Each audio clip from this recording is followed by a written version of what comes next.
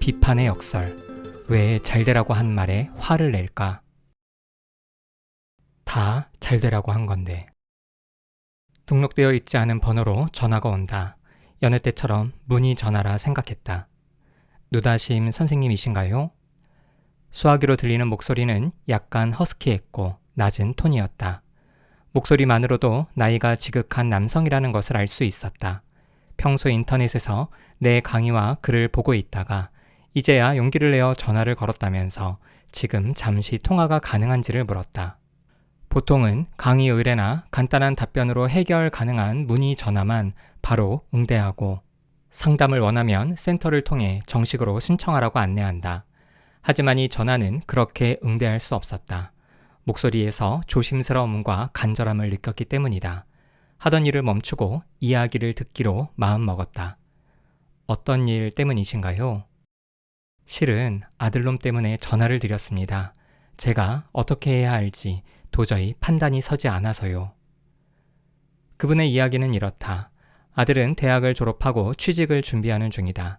그런데 공기업에서 30년 이상을 일하고 이제 정년을 얼마 남겨놓지 않은 자신이 보기에는 제대로 준비하는 것 같지 않아서 볼 때마다 잔소리를 했다. 공기업에 있다 보니 요즘 신입사원들이 얼마나 열심히 취직 준비를 했는지 직간접적으로 들었기 때문이다. 대학교에 입학하자마자 취직 준비를 한 이도 적지 않고 또 좀 뒤늦게 준비했더라도 회사에서 원하는 스펙을 쌓기 위해 물불을 가리지 않고 노력하고 도전한 이들의 스토리는 정말 놀랍고 대단해 보였다.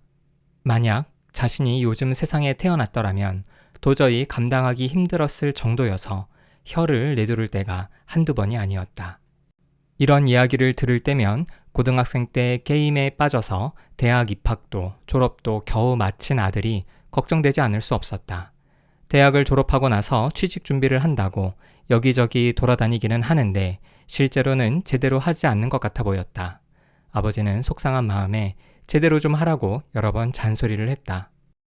그런데 며칠 전 안방문을 열고 들어온 아들이 저에게 소리를 지르면서 아빠도 좀 맞아야겠다고 야구 배트로 위협을 하는 거 아니겠어요? 더 이상 말을 잇지 못하고 수화기 너머로 흐느낌이 들렸다.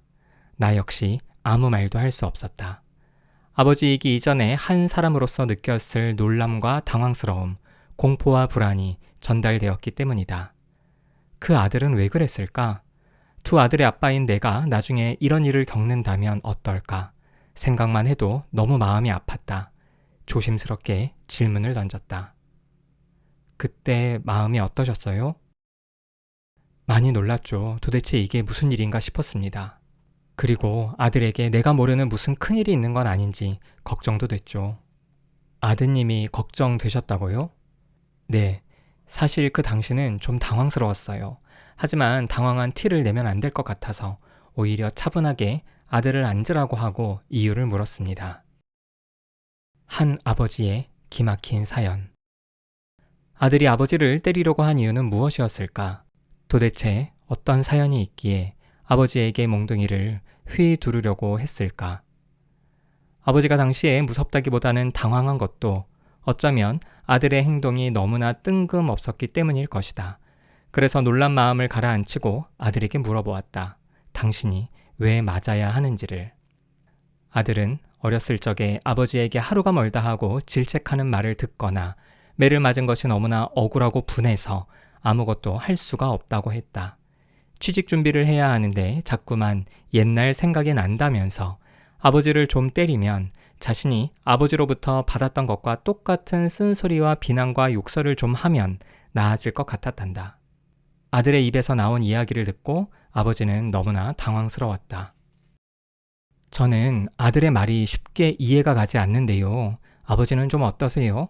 아들이 이렇게 말할 정도로 아버지가 심하게 대하셨어요? 선생님, 제가 아내와 15년 전에 사별했습니다. 5년 동안 투병 생활을 하다가 그렇게 먼저 갔죠. 아내의 투병 생활이 길어지면서 제가 아들에게 엄마 못가지 한답시고 많이 혼내고 때리고 쓴소리를 좀 했어요. 그런데 아이가 이렇게 나올 줄은 전혀 몰랐어요. 아버지는 아들의 이야기를 다 듣고 나름의 항변을 하셨다. 다 너 잘 되라고 그런 것이 아니냐? 아무리 그것이 상처가 되었더라도 어떻게 아버지에게 이럴 수 있느냐고 하면서 타일렀다. 하지만 아들은 이유를 말했으니 아버지를 좀 때려야겠다며 옛날 아버지가 자신에게 그랬던 것처럼 엎드려 뻗쳐를 시켰다. 아버지는 잠시 고민하다가 그래, 정 이렇게라도 해야 옛날 감정을 풀겠다면 맞아주겠다면서 엎드렸다. 그리고는 한 대를 맞았는데 20대 중반 아들의 몽둥이를 환갑이 넘은 아버지는 견디지 못하고 쓰러졌다. 쓰러져서 고통스러워하는 아버지를 보고 아들은 그대로 방을 나가서 집 밖으로 나갔다. 아버지는 아들이 나가고 나니 무섭기도 하고 슬프기도 하고 자신이 살아온 세월과 자식 하나 잘 키워보겠다고 애썼던 시간이 너무 허무하게 느껴졌다. 그런데 이런 감정이 오래가지 못했다. 집 밖으로 나간 아들이 문자를 보냈기 때문이다. 오늘은 첫날이니 한 대만 때린 거야. 아버지가 날 때리고 비난한 만큼 그대로 되돌려 줄 테니 그리 알아. 아버지는 아들의 문자를 받고 한동안 어떻게 해야 할지 몰라 고민하다가 나에게 전화를 한 것이다.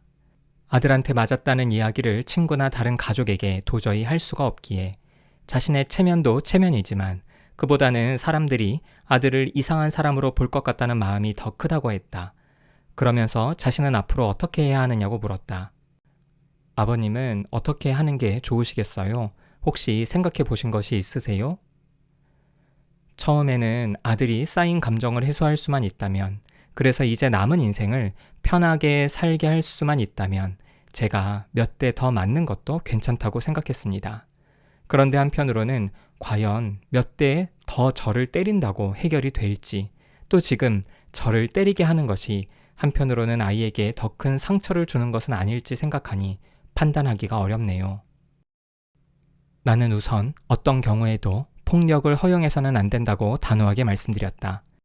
직접 아들과 대화를 해보지 않아서 정확하게 알기는 어렵지만 과거 부모로부터 받은 상처를 해결하기 위해서 폭력을 행사하는 것은 가당치도 않은 일이고 효과적이지도 않다고 했다.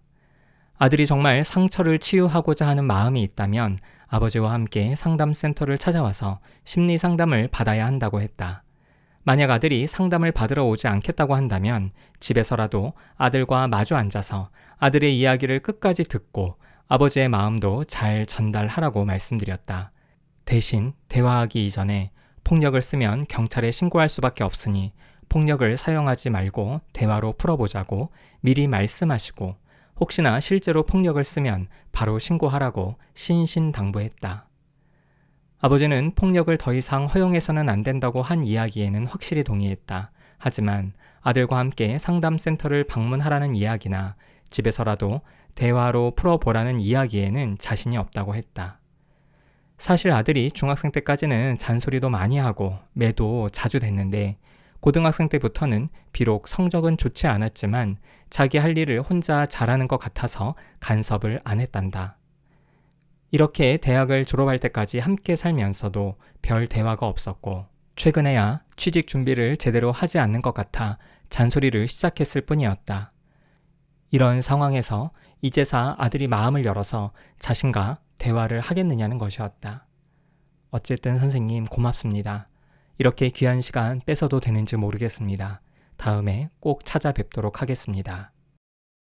부메랑이 된 잔소리. 전화를 끊고서도 마음이 좋지 않았다.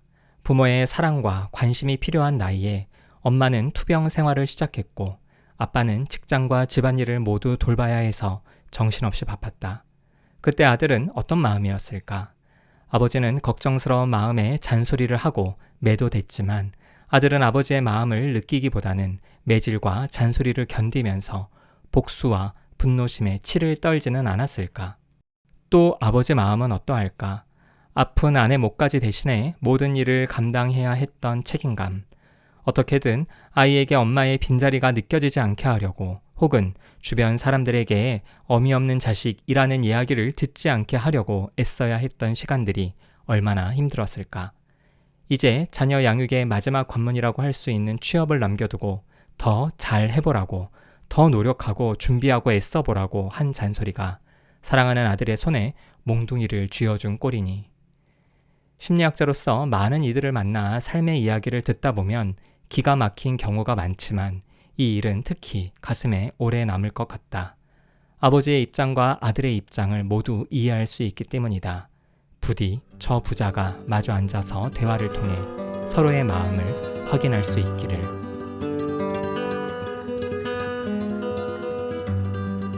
잔소리에는 원래 사랑이 없다. 요즘에는 사회적으로 아동학대에 대한 경각심이 높고 학교에서도 아이들에게 폭력과 학대에 대한 예방 교육을 하고 있다. 그만큼 부모도 아이에게 매를 대는 일이 전보다 많이 줄었다. 학교도 마찬가지다. 전에는 선생님께 매를 맞는 일이 많았고 당연하게 여겼지만 이제는 교사가 아이들을 매로 다스리려고 하지 않는다. 교사 입장에서는 학부모의 항의와 학생의 반발도 걱정이겠지만 한편으로는 체벌의 효과에 의구심이 들기 때문이다. 체벌이 허용되던 시기에는 신체적 고통을 가하면 상대가 더 분발하고 잘할 것이라고 생각했다. 하지만 이런 효과보다는 역효과가 더 크게 나타났다. 오히려 더 위축되고 긴장해서 평소 실력도 발휘하지 못하게 된 것이다. 더 이상 사랑의 매라는 표현으로 체벌은 정당화되지 않는다.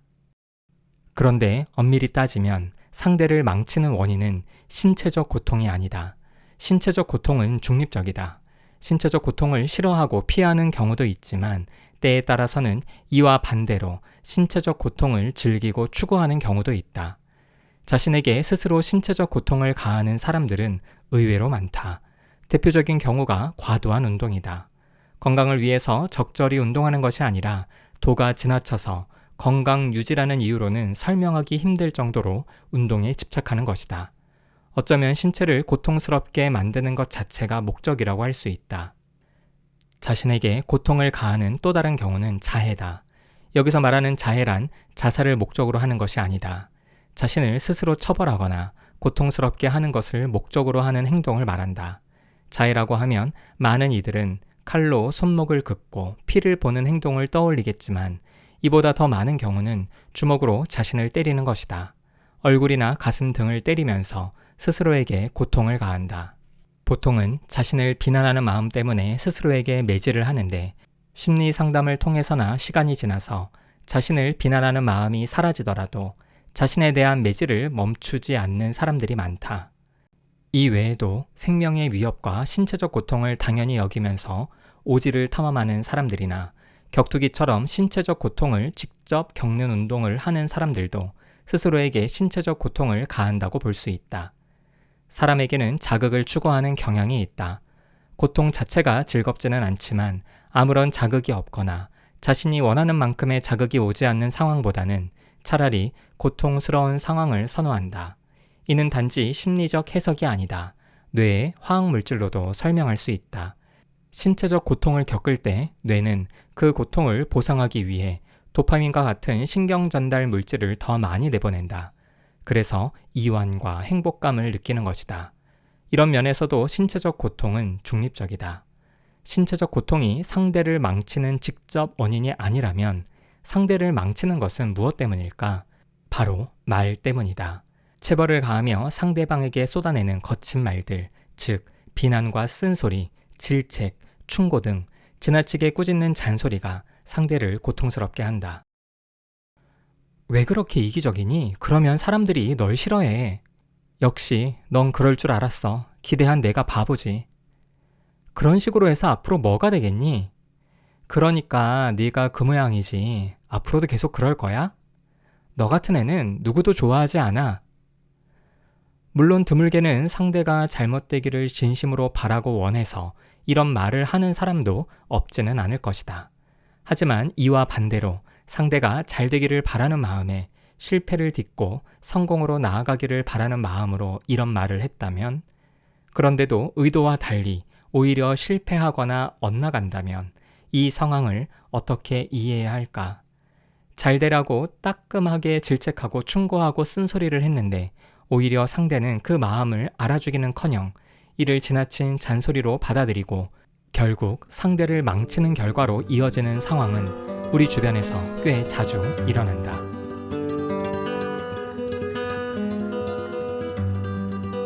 부정은 부정을 낳고 긍정은 긍정을 낳는다.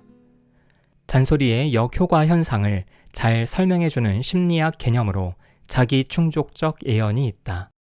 자기 충족적 예언이란 누군가에게 부정적 기대를 받거나 잘못된 예언을 들었을 때 의식적으로는 그 기대와 예언을 따르려고 하지 않더라도 결국에는 그 영향을 받아 기대와 예언을 스스로 성취시키는 현상을 말한다. 자기 충족적 예언으로 설명할 수 있는 이야기는 꽤 많다. 대표적으로 소포클레스의 비극인 오이디푸스 이야기를 들 수 있다. 오이디푸스의 비극. 아들을 얻고 기뻐하는 테베의 왕 라이오스에게 한 예언자가 아들 때문에 왕국이 멸망한다는 끔찍한 예언을 했다. 너무 놀란 나머지 왕과 왕비는 믿을 만한 하인에게 아기를 주면서 무조건 죽이라고 시켰다. 그러나 왕궁에서 아기를 안고 나온 하인은 차마 죽이지는 못하고 들판에 버렸다. 이때 한 목동이 아기를 발견하고는 오이디푸스라는 이름을 지어주고 자신의 아들로 삼으려고 했다. 그런데 상황이 여의치 않자 목동은 멀리서 가축대를 몰고 온 다른 목동에게 아이를 주었고 이 목동은 아이를 데리고 가서 코린토스의 왕 폴리버스에게 주었다. 이렇게 해서 오이디푸스는 출생의 비밀을 모른 채 코린토스의 왕자로 자랐다. 이후 오이디푸스는 자신이 폴리버스의 아들이 아니라는 소문을 듣게 되었다. 이를 확인하기 위해 아폴로 신전의 한 예언자를 찾아갔다. 그 예언자는 오이디푸스의 생부가 누구인지 확인해 주지는 않고 오이디푸스가 아버지를 죽이고 어머니를 범할 운명을 타고났다는 예언을 했다. 충격적인 예언을 들은 오이디푸스는 자신의 운명을 피하기 위해 코린토스를 떠나기로 했다. 그는 길을 가던 중 한 노인을 만나 시비 끝에 그를 죽이고 마는데 그 노인은 테베의 왕이자 자신의 친부인 라이오스였다. 이 사실을 알 리 없는 오이디푸스는 길을 계속 가다가 테베를 저주에 빠뜨린 스핑크스를 만났다. 스핑크스는 지나가는 사람에게 수수께끼를 내서 마치지 못하면 잡아먹었다. 아침에는 다리가 4개, 오후에는 2개, 저녁에는 3개인 생물의 이름은 무엇인가? 사람이다. 이 수수께끼를 마친 사람은 그동안 아무도 없었다. 그런데 오이디푸스가 마치자 스핑크스는 자신의 수수께끼가 풀렸다는 사실에 절망한 나머지 스스로 절벽 아래로 몸을 던졌다. 스핑크스를 물리친 대가로 오이디푸스는 테베의 왕으로 추대되었고 자신의 친모인 왕비를 아내로 맞았다. 오이디푸스는 자신을 향한 예언을 성취하지 않으려고 애썼지만 놀랍게도 그 노력이 예언을 성취하게 만들었다. 이처럼 타인으로부터 받은 기대와 예언이 미치는 영향은 강력하다. 혹시 오이디푸스의 이야기가 객관적이고 과학적인 사실이 아니라 문학 작품이라서 믿기 어렵다고 생각하는가? 그렇다면 이번에는 유명한 심리학 실험 하나를 살펴보자. 로젠탈의 희극. 미국 하버드 대학교의 심리학자 로젠탈은 샌프란시스코에 위치한 어느 초등학교 교장이었던 제이콥슨과 함께 교사의 기대가 학생들에게 실제로 영향을 미치는지 알아보는 실험을 진행했다. 우선 학기 초에 학생들을 대상으로 지능 검사를 실시했다. 그리고 담임 교사에게 일부 학생의 이름이 적혀있는 종이를 주면서 지능 검사 결과 잠재력이 뛰어난 아이들이라고 알려주었다. 그리고 이 사실을 학생이나 학부모에게는 알리지 말고 지도할 때 참고만 하라고 했다. 그런데 이 명단은 지능 검사 결과와 무관하게 무작위로 뽑은 것이었다. 다만 교사에게 이것을 믿게 해서 교사의 기대가 학생들에게 영향을 미치는지 알아보려고 한 것이다. 당연히 교사는 심리학자와 교장의 말을 믿었기에 명단의 아이들을 볼 때마다 지적 능력이나 학업에서 좋은 성과를 보일 것이라고 생각하게 되었다. 교사의 기대는 정말 효과가 있었을까? 결과는 놀라웠다.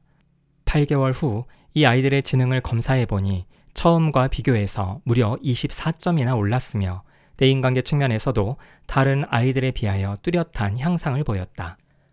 어떻게 이런 일이 일어났을까? 사람에게는 스스로 알아차리지 못하는 마음이 있다. 어떤 이는 이를 무의식이라 하고 또 다른 이는 잠재의식이라 한다. 그 표현이 어떻든 우리의 마음에는 언제나 의식 가능하고 논리와 합리에 영향을 받는 부분도 있지만 의식하기 어렵고 감정에 영향을 받는 부분도 있다. 의사소통도 마찬가지다. 나의 생각과 말에 의도를 담아 분명히 전달하는 언어적 의사소통도 있지만 나의 무의식과 감정에 영향을 받는 비언어적 의사소통도 있다. 이런 면에서 잠재력이 뛰어나다고 생각한 아이들을 대할 때와 그렇지 않은 아이들을 대할 때 교사의 말투와 표정은 분명히 달랐을 것이다. 뛰어난 아이들에게는 보다 친절하고 온화하게 대하면서 학생의 실패도 성공하기 위한 과정이라고 생각하며 기다려 주었을 것이다. 이것이 아이들에게 좋은 영향을 미쳤다고 할 수 있다. 우리는 자신에게 향하는 타인의 부정적 기대나 긍정적 기대로부터 자유로울 수 없다. 부모나 배우자의 기대와 걱정, 교사나 친구의 격려와 비판, 전문가의 칭찬이나 날선 비판 역시 마찬가지다.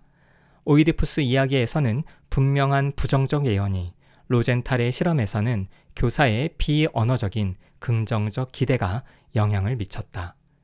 이처럼 오이디푸스의 이야기나 로젠탈의 실험처럼 부정적 예언이 부정적 결과로, 긍정적 기대가 긍정적 결과로 이어지는 것은 이해할 수 있다고 치자. 그런데 분명히 잘 되라는 의도와 기대를 담아 하는 잔소리는 왜 역효과를 내는 걸까?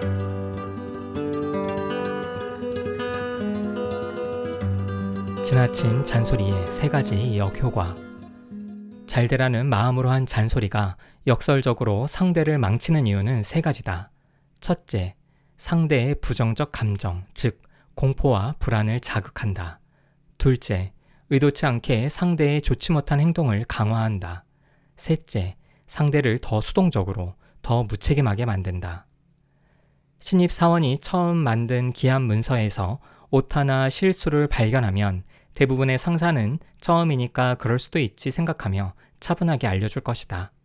상사의 피드백을 받은 후 신입사원이 수정했다면서 다시 가져왔으나 여전히 틀린 부분이 있다면, 그리고 이런 일이 몇 차례 반복된다면 상사는 뭐라고 할까? 핀잔을 주고 쓴소리를 하고 지적을 하면서 잔소리를 할 수 있다. 이런 식으로 하다가는 회사 생활 오래 못한다.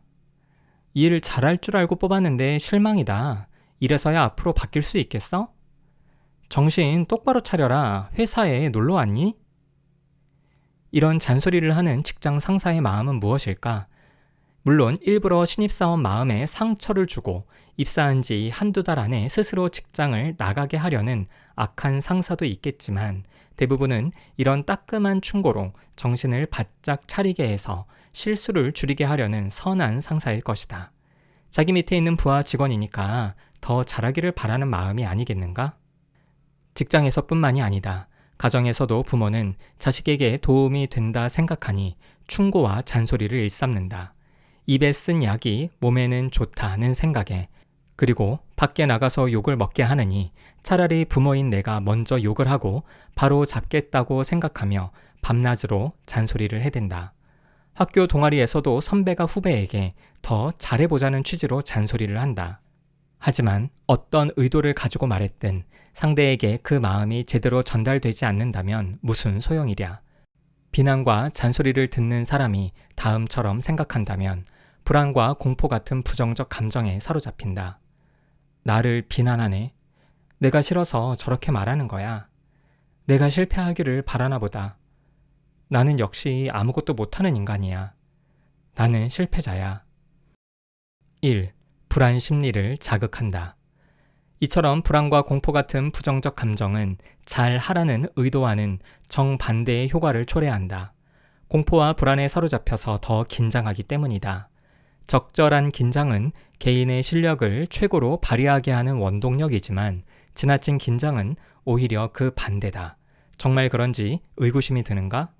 군 생활을 경험한 사람은 긴장을 풀지 않는 것이 실수와 실패를 줄이는 최선의 방법이라는 것을 안다. 군대처럼 집단으로 생활할 때, 그리고 소수가 다수를 통제해야 하는 상황에서는 그럴 수 있다. 한두 사람이 웃고 떠들고 장난치기 시작하면 집단 전체가 통제 불능 상태에 들어가기 때문이다. 그러나 지나치게 긴장하면 사격장이나 수류탄 훈련장에서 더 큰 사고가 난다는 것은 잘 알려진 사실이다. 심리학자들은 긴장, 즉 각성이 아주 높지도 않고 아주 낮지도 않은 최적의 상태일 때 수행력이 최고로 발휘될 수 있음을 발견했다. 최고의 수행이 가능한 각성 상태를 최적 각성 수준이라고 한다. 군대에서 상관이 부하들에게 긴장하라고 압박하더라도 부하들은 다수이기 때문에 함께 그 압박을 이겨내거나 버텨낼 수 있다. 그런데 일상생활에서의 잔소리와 비난은 대부분 1대1 관계에서 일어난다. 따라서 잔소리와 비난을 통해 유발되는 긴장과 불안은 적절한 수준을 넘어서는 스트레스 상황이기 때문에 오히려 수행력을 떨어뜨린다. 흥미로운 것은 과제의 난이도에 따라 최적 각성 수준이 달라진다는 사실이다. 쉬운 과제에서는 많이 긴장할수록 수행력이 좋아지지만 어려운 과제에서는 그 반대다. 즉, 어려운 과제일수록 더 편안한 상태여야 더 잘한다. 회사의 일이란 상사에게는 쉽지만 신입사원에게는 어렵게 느껴진다. 따라서 상사는 이렇게 쉬운데 이걸 못해? 정신 차리게 해줘야겠네 생각하면서 비난과 잔소리를 더 많이 하고, 신입사원은 너무 헷갈리고 어려운데 못했다고 욕까지 하네, 미치겠다. 뭘 어떻게 해야 할지 모르겠어 생각하면서 더 못하게 된다. 2. 잘못된 행동을 강화한다. 둘째로, 지나친 잔소리는 상대방의 잘못된 행동을 강화할 수 있다. 강화란 상대가 어떤 행동을 더 자주 하도록 만드는 일련의 과정이다. 맞벌이를 하느라 자식들과 평소에 함께 시간을 보내기 어려운 부모가 있다고 하자. 이 부모에게는 자녀 둘이 있다. 아이들은 학교가 끝나면 돌봄 교실이나 방과 후 교실에 있다가 저녁이 되면 근처 편의점에서 간단히 끼니를 때우고 학원으로 갔다가 밤늦게 집으로 돌아온다. 부모는 하루 종일 일하느라 피곤해서 아이들을 얼른 씻기고 재우고 싶을 것이다. 하지만 아이들에게 부모란 세상의 전부이다. 부모에게 인정받고 사랑받는 것이 인생의 최대 목적인 아이들은 하루 종일 못 본 부모를 만났으니 쉽게 잠자리에 들려고 하지 않는다. 그래도 부모를 피곤하게 하고 싶지 않아서 두 아이는 조용히 책을 읽는다. 부모는 한편으로 미안하고 한편으로는 고마운 마음이 있지만 집안일이 바빠 표현하지 못한다. 부모의 이런 마음을 알 리 없는 아이들은 자신들에게 신경 쓰지 않는 부모에게 섭섭함을 느낀다. 반면 이런 상황에서 두 아이가 싸운다면 어떤 일이 일어날까? 부모는 비로소 하던 일을 멈추고 아이들에게로 달려와서 혼을 내거나 잔소리를 하면서 눈을 맞춘다. 부모의 화가 무섭고 힘든 부모를 더 힘들게 한 것 같아서 미안한 마음은 들지만, 그래도 아이는 하루 종일 기다렸던 부모와 마주하는 것이 행복하다. 어쨌든 무관심보다는 관심이 더 낫다. 비록 그 관심이 잔소리와 비난, 혼나는 것을 동반할지라도 말이다. 이처럼 잘할 때는 부모의 관심을 받지 못하고 잘하지 못할 때는 부모의 관심, 잔소리를 받는다면 아이들은 점점 더 못하고 실패하는 반응을 보이게 된다. 이런 과정은 의식적으로 일어나는 것이 아니라 자연스럽게 일어난다. 혹시 이해하기 어렵다면 이렇게 생각해보자. 당신이 가장 좋아하는 연예인이 누구인가? 보기만 해도 기분이 좋고 말이라도 걸 수 있다면 너무나 행복할 것 같은 사람을 떠올려보라. 그 연예인이 당신 앞에서 세 종류의 반응을 할 수 있다고 가정해보자. 세 종류의 반응은 사랑과 애정 표현, 무관심과 모른 척, 쓴소리와 짜증이다. 이 셋 중 당신이 원하는 것은 무엇인가? 당연히 첫 번째일 것이다. 만약 첫 번째 반응을 절대 해주지 않는다면 나머지 둘 중 무엇이 더 나을까? 무관심과 모른 척일까? 아니다. 내가 싫어하는 사람이나 별로 상관없는 사람이라면 그렇겠지만 내가 정말 좋아하는 사람이라면 내게 아무 관심을 보이지 않는 것보다는 쓴소리를 하고 짜증을 내더라도 어쨌든 관심을 보여주기를 원한다. 아이들에게 부모는 연예인 이상의 존재다. 세상의 모든 것이다. 그렇게 부모가 아무리 좋은 의도로 충고와 잔소리를 하더라도 때로는 자녀의 부정적 행동을 강화시킬 수 있다. 3. 무책임하게 만든다. 마지막으로, 지나친 잔소리는 상대방을 수동적이고 무책임하게 만든다. 상대방을 위한다며 쓴소리나 충고, 질책을 하는 사람들이 바라는 것은 무엇인가? 상대가 자신의 일에 책임감을 가지고 적극적으로 수행하기를 기대한다. 물론 초반에는 정확한 방향과 방법을 알려줄 필요가 있다. 그러고 나면 그 다음은 상대방에게 맡겨야 한다. 직접 시행착오를 겪으면서 스스로 고민하고 책임감을 느껴야 더욱더 열심히 하게 된다. 이때 끊임없이 간섭과 지시를 하면 자신의 일인데도 수동적 태도를 갖게 된다. 당연히 책임감도 갖기 힘들다. 이런 상황이 가장 빈번하게 발생하는 장소는 가정이다. 많은 부모들은 자녀가 가능한 한 실패를 겪지 않기를 원한다. 그래서 실패 상황이 오기 전에 자녀를 닥달한다. 밥을 먹어라, 잠을 자라, 공부해라, 씻어라 등 잔소리가 끊이지 않는다. 아이들에게는 왜 밥을 먹어야 하는지, 왜 잠을 자야 하는지, 왜 공부를 해야 하고 왜 씻어야 하는지 고민할 기회조차 주어지지 않는다. 그저 시키는 대로 하는 수동형 인간이 된다. 그래서 때가 되면 부모가 알려주겠거니, 부모가 챙겨주겠거니 생각한다. 질책과 잔소리를 하는 부모의 마음은 이를 통해 자녀가 자신의 일에 책임감을 가지고 더 열심히 살기 바라는 것이겠지만, 역설적으로 자녀는 자신의 삶에 더 무책임해지고 수동적인 태도를 가지게 된다.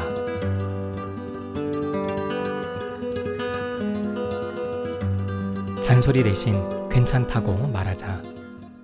정말 상대가 잘 되기를 바란다면 이렇게 말해주자. 괜찮아, 다시 잘해보자. 괜찮아, 누구나 부족한 부분이 있는 법이지.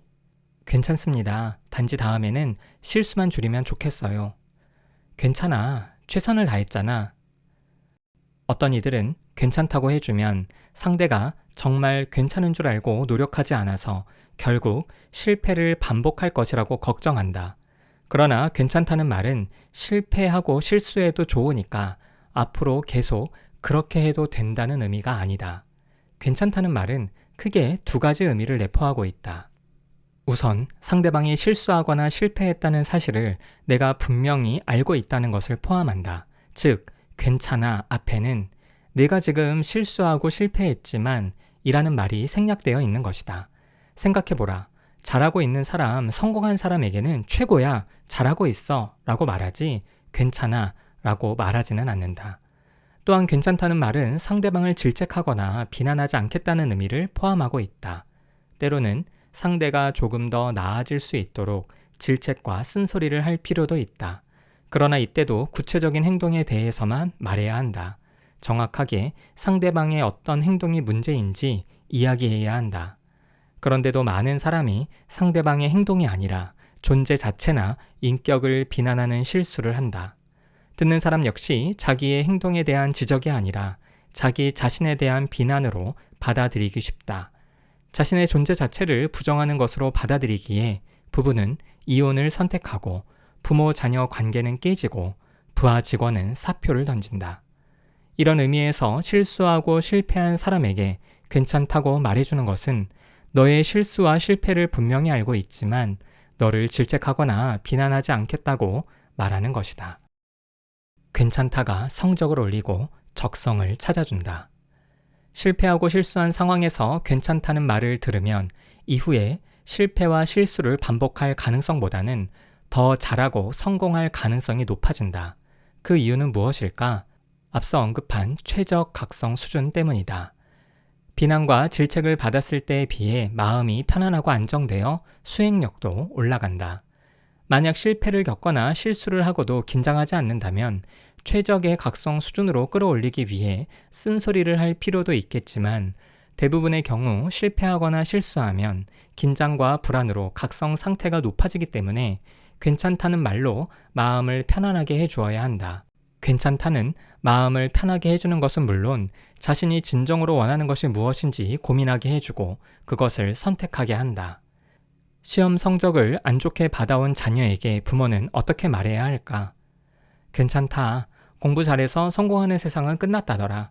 그것이 공부든 아니든 네가 정말 원하고 좋아하는 것을 찾아봐라. 이렇게 말해준다면 자녀는 자신이 정말 하고 싶거나 잘하는 것이 무엇인지 진지하게 고민하고 찾아보게 될 것이다. 이런 과정을 통해 자신이 원하는 것을 발견한다면 당연히 잘하게 되지 않겠는가? 어느 날 갑자기 잘 다니던 직장에서 퇴직한 배우자가 새로운 일자리를 구하려고 애쓰지 않는 것처럼 보일 때도 답답하다고 비난하거나 짜증을 내기보다는 괜찮다고 말하는 것이 좋다. 비난하거나 짜증을 내면 당장에는 잔소리가 듣기 싫어서 일단 집을 나가 일을 구하려고 할 것이다. 단기적으로 보면 잔소리의 성공처럼 보이겠지만 장기적으로는 실패할 확률이 높아진다. 당장 잔소리를 듣지 않기 위해서 일단 아무 일이나 시작할 테니 말이다. 섣부른 결정은 늘 후회가 따르는 법이다. 충분히 정보를 수집하고 고민해서 제대로 된 직장을 구하게 하려면 마음을 편하게 해주는 것이 우선이다. 사회성이나 지적 능력이 심각하게 떨어지지 않는다면 학생은 공부를 잘하고 싶어 하고 성인은 돈을 많이 벌고 싶어 한다. 이런 사람에게는 잔소리가 독이 된다. 낮은 성적을 받은 학생에게 괜찮다고 말해서 정말로 이후로도 공부를 안 한다면 이 학생의 재능은 공부가 아닌 다른 쪽에 있는 것이다. 직장을 구하지 못한 배우자에게 그래도 괜찮다고 말해서 배우자가 정말 자신은 놀아도 괜찮다고 생각한다면 빨리 헤어질 생각을 해야 한다. 하지만 대부분은 그렇게 말해주는 배우자에게 고맙고 미안한 마음을 느끼게 된다. 그래서 더 열심히 일을 구하려고 하지 않겠는가? 괜찮다는 말은 이렇게 주변 사람의 영향에서 벗어나 자기 스스로가 원하는 삶을 찾게 하고 원하는 것을 선택하게 한다. 자신의 삶을 능동적으로 마주하게 하고 자신의 행동에 책임감을 갖게 만든다.